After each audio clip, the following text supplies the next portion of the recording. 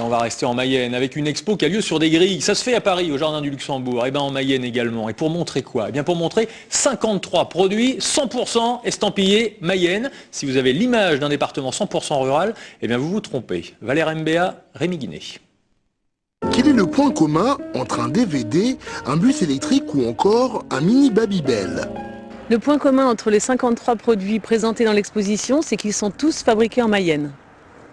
C'était le but de l'exposition, de montrer une image de la Mayenne, une nouvelle image de la Mayenne à travers 53 produits fabriqués ici, chez nous, en Mayenne. À la manière des expositions réalisées sur les grilles du Jardin du Luxembourg à Paris, 53 produits Made in Mayenne nous proposent de découvrir la face cachée de l'industrie du département.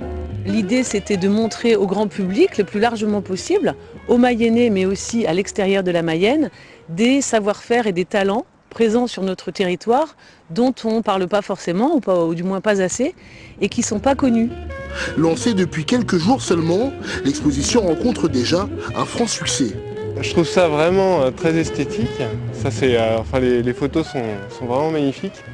Et puis surtout, je constate qu'il y a beaucoup d'industriels en Mayenne, avec des produits que je ne connaissais pas du tout. Donc c'est vrai que je découvre un peu la Mayenne là.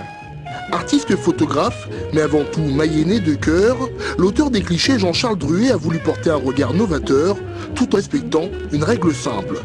Prendre le produit donc dans son jus, d'avoir toujours un lien entre le produit et l'outil industriel, l'outil de fabrication de ces produits. Et tous ces produits ont été plus ou moins mis en scène, mais sans tricher, toujours au sein de l'entreprise, avec en toile de fond l'outil de production.